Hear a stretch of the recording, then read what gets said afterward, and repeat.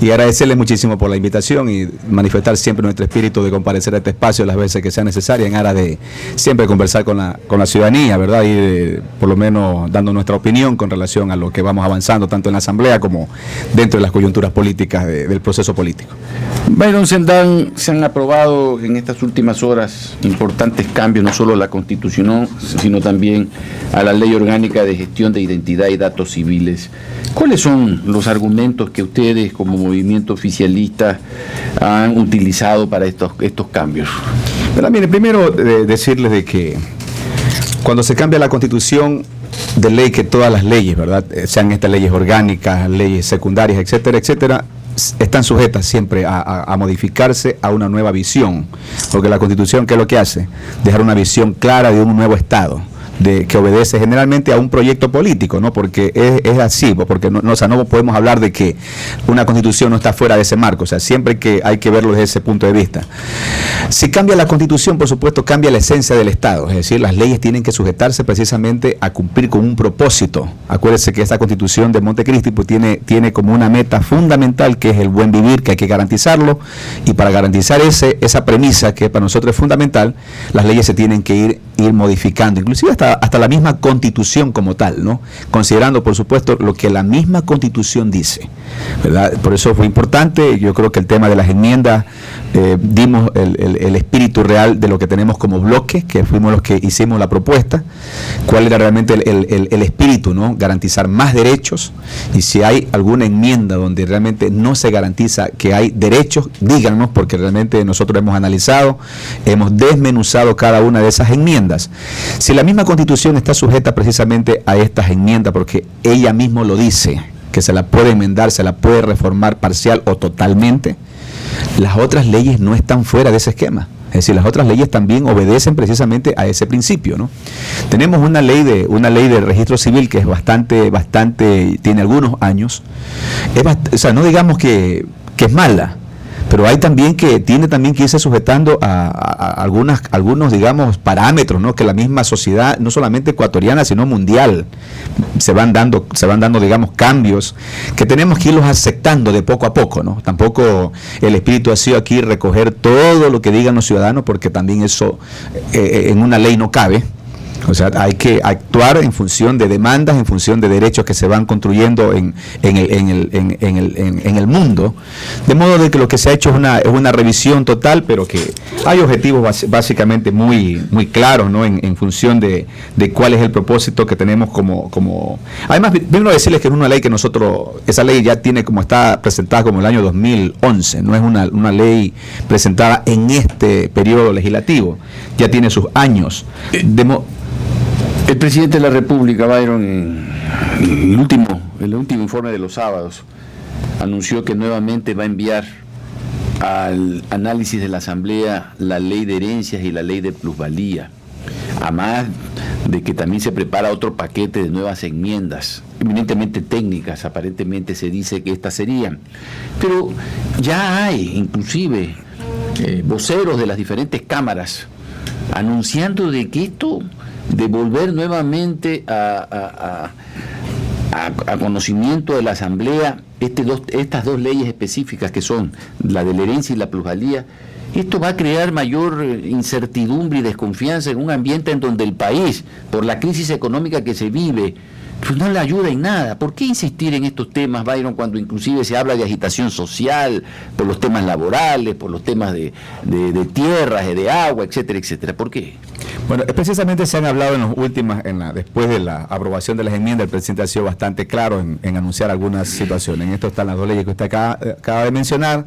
Se ha hablado también de un paquete de enmiendas posible, ¿verdad? De modo que hay muchas cosas que tenemos que revisar. Yo creo que la preocupación mayor debería ser primero cuestionarnos si realmente estamos enfocándonos a garantizar más derechos. Yo le pongo solo un ejemplo. Se cuestionó tanto las enmiendas, las que acabamos de aprobar la semana pasada. Se las cuestionó tanto. Por último, a los sectores que realmente les interesaba tergiversar esto, redujeron precisamente el debate a una sola cosa, a lo que les quitaba el sueño, que era ver a Rafael Correa en la próxima papeleta presidencial.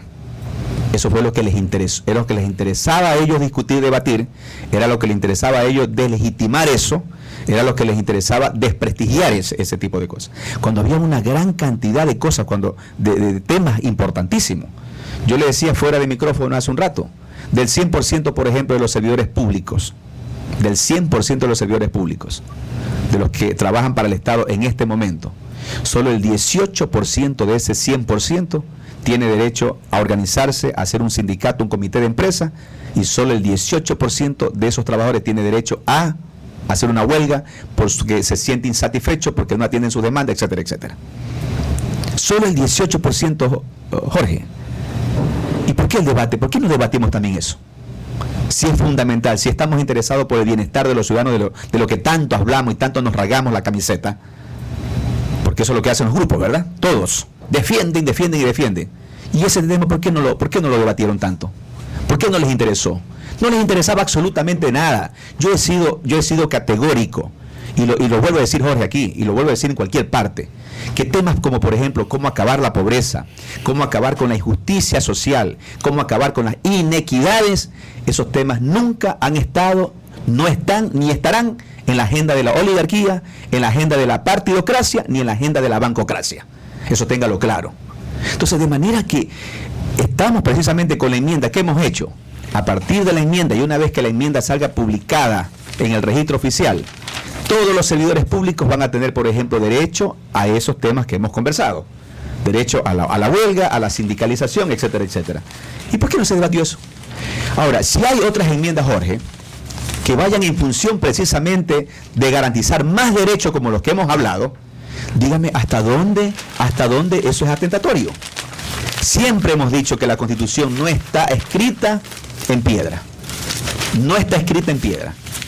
Hemos manifestado también que la sociedad es dinámica, que la sociedad cambia. Una sociedad era la de 2000, 2007, 2008 y otra la que estamos viviendo en este momento, de una vez que hemos pasado todo un periodo, un tiempo, ¿verdad? Lo suficiente como para que hayan habido cambios, etcétera, etcétera. De modo que la sociedad es diferente.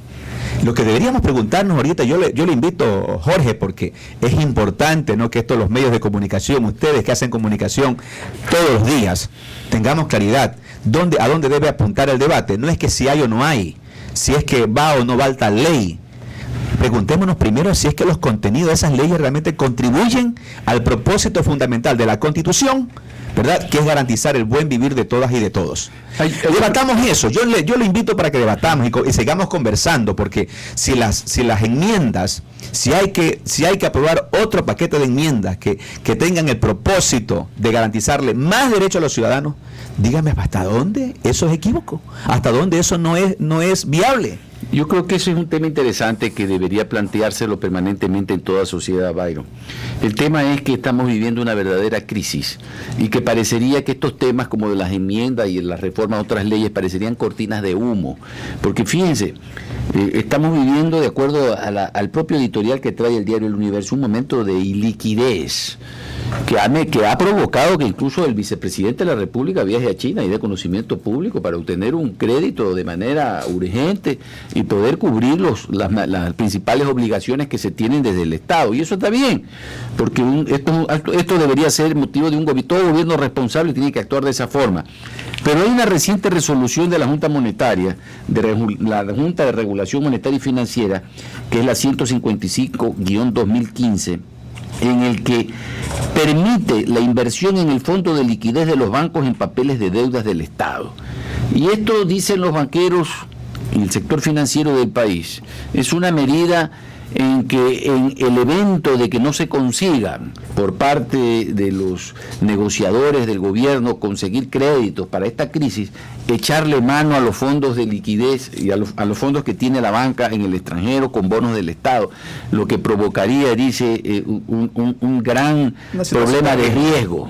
Entonces, ¿cómo mirar el tema en estos momentos en el país? ¿Son realmente cortinas de humo porque no se quiere que se tenga conciencia de la grave crisis, o es realmente un tema que le corresponde como función del Estado seguir como competencia que tiene, ¿no? Ya, primero decirle, Jorge, que este tema no sale precisamente porque la crisis se aguda, ¿no? Es más aguda, o sea, eso lo hemos manifestado. Este tema viene de mucho antes, cuando todavía las cosas no eran tan visibles como ahora, ¿no? Porque usted sabe que para tener claridad en lo que pueda pasar habrá que ser un adivino y ningún Estado tiene esos adivinos, ¿no? Las cosas se vienen, sí, hay cosas que se pueden avisorar un poco en función de lo que está pasando en el momento, ¿no? Y lo que se busca precisamente es tomar medidas para que esa crisis que es mundial afecte lo menos posible a nuestra sociedad. Yo creo que se ha hecho, o sea, no es que creo, estoy convencido de que ha habido un buen manejo para que las cosas no repercutan de manera negativa, todas esas embestidas que vienen de afuera, ¿no? Que nosotros no somos los que ponemos el precio al crudo, nosotros no somos responsables de cómo se manejan las finanzas en las grandes entidades internacionales, etcétera, etcétera. No somos responsables de eso. Pero sí somos responsables, sí, por supuesto, de no haber tenido un colchoncito, un fondito, como se dice, pero y tener un ahorro como el de Bolivia. Yo le hago una pregunta, Jorge. ¿De qué nos sirve más a nosotros? ¿Tener eso guardado o tenerlo ya produciendo, por ejemplo? Yo le digo una cosa. A ver, déjeme terminar con una idea. Hagamos, le voy a poner un ejemplo. 2.000 millones de dólares. ¿De qué nos sirven? De que estén, por ejemplo, las carreteras que se les haya utilizado en carreteras que estén óptimas para que todos los ciudadanos nos podamos mover, se pueda mover el comercio, etcétera, etcétera, o que estén guardados por ahí en una reserva. Ya, esas son las cosas que hay que revisarlas. Y por supuesto que van a haber diferentes puntos de vista, y esos puntos de vista son respetables, pero yo no los comparto. Yo le digo una cosa, para mí, o sea, sinceramente desde mi óptica, es mucho mejor garantizarle, primero, si tenemos un estado no hay vías, no hay comunicación, es decir, las vías están completamente hecho pedazo, hecho hueco por donde quiera, y tener 2.000 millones guardados frente a una necesidad que es tan urgente, porque de esas vías va a depender la productividad del país, pues.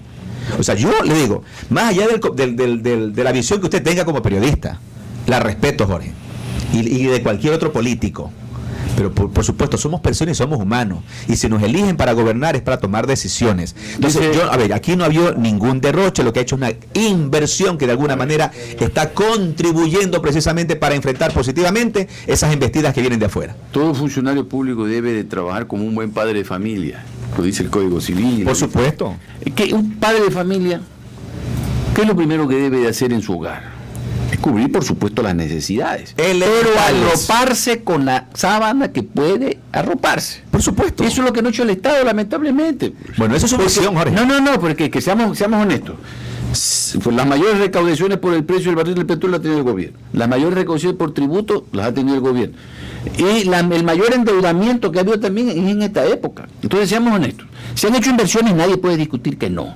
Pero se pudo haber tenido la previsión en estos años de bonanza de tener un colchón, pues. Bueno, pues como lo tuvieron otros gobiernos que no tenían ni siquiera los recursos que ha tenido este gobierno. Nadie discute que se han hecho obras hidroeléctricas, nadie discute que se han hecho carreteras, pero hoy por hoy no comemos ni con las carreteras ni con las hidroeléctricas. Ese es el gran problema. ¿Y ahora qué hacemos? Además que ya nos hemos endeudado hasta el cuello y ya no podemos seguir endeudándonos. El poco oro que teníamos lo fuimos a empeñar en Goldman Sachs. Perdóname, Byron. Por eso le decía. Entonces, un padre, ¿qué hace ahí? Hay padres que cuando no tienen que hacer roban, que no es el caso del gobierno.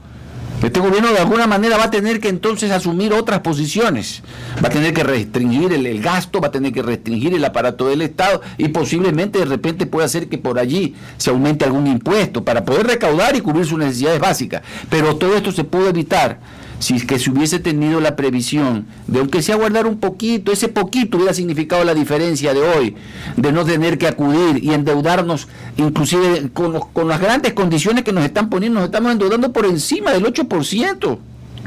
Y usted sabe que cuando uno está endeudado y en crisis, tiene que endeudarse porque de alguna forma tiene que cubrir sus obligaciones, sobre todo en temas como la salud y la educación, que eso no espera. Porque hay que cubrirlo, eso es una obligación fundamental que se tiene, ¿cierto? Jorge, verá, yo por eso le decía al comienzo, yo escucho y soy respetuoso de todas las opiniones. Y yo lo que sí está claro es que jamás vamos, a lo mejor yo y usted vamos a concordar en los puntos de vista que tenemos con relación al tema que estamos tratando. Primero eso. Vamos por el ejemplo que usted ponía. Por supuesto, un buen padre de familia tiene que preocuparse, por ejemplo, y sobre todo si una situación de crisis, atender estrictamente lo necesario. Estrictamente lo necesario, porque si yo veo que la necesidad no es comprar calzado para mis hijos, no voy a comprar calzado, pues. El tema que hay o que sea, preguntarnos solamente voy precisamente. ¿Desde cuándo vivimos en crisis? Toda la vida hemos vivido en crisis. Por supuesto. Toda la vida. Lo que necesidades insatisfechas desde siempre. Por supuesto.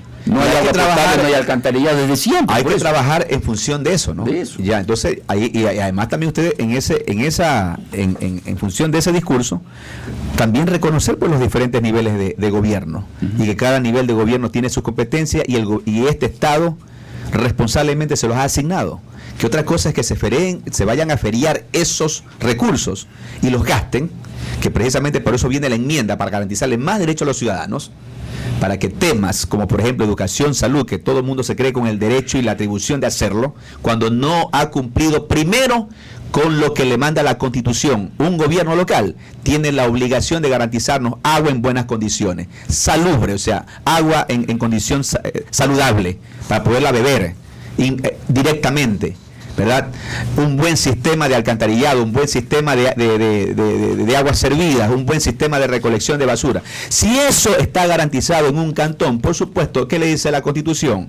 Coordine con el Ministerio de Salud, coordine con el Ministerio de Educación y ayude a, por ejemplo, a construir un aula, a ayudar con medicina en un centro de salud o a construir un centro de salud. Pero primero, es lo primero.